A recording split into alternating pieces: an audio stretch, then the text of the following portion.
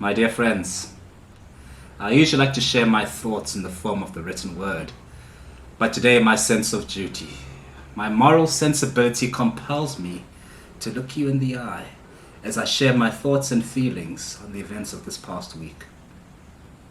The death and destruction visited upon the people of Ukraine, those brave people, can only make one feel a sense of heartache and devastation.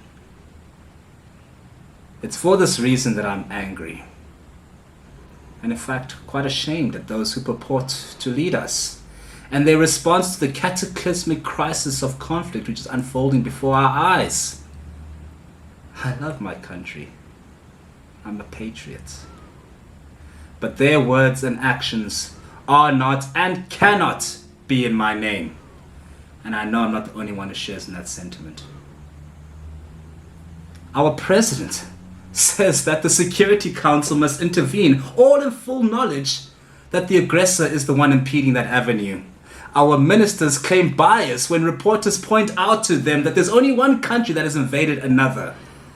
We stand smugly on the world stage and profess that the only route to this conflict is through mediation and negotiation. Well, with all due respect, they cannot negotiate and reason with the Russian bear when their head is sitting between its jaws.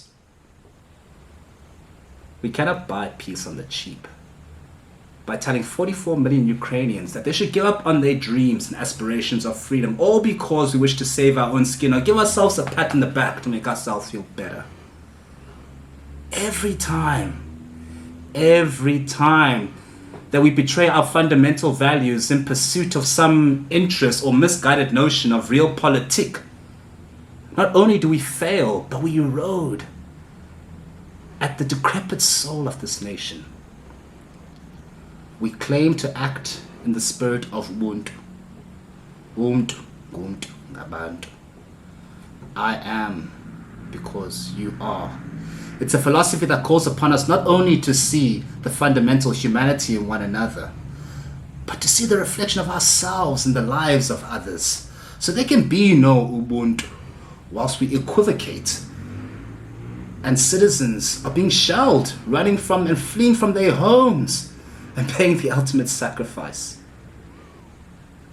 Now, there have been reports of racism on the border of Ukraine, and of course there is hypocrisy on the part of the Western media. But many have used this as an excuse to essentially throw up their arms and say, it's not our conflict, why should we get involved? Singenap. Although this shows the fundamental need for a movement like Black Lives Matter, and we continue to reaffirm it, I often wonder to myself, how would our struggle for freedom and democracy have fared if the world had given us the same dismissive attitude? No. It is our turn to stand up like those who stood with us in the darkest days of apartheid and act against violations of human rights, peace, and democracy. It is our duty, it's our call. We must stand up and be counted.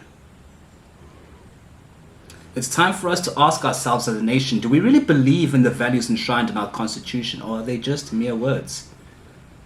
We end our anthem with the injunction, let us live and strive for freedom.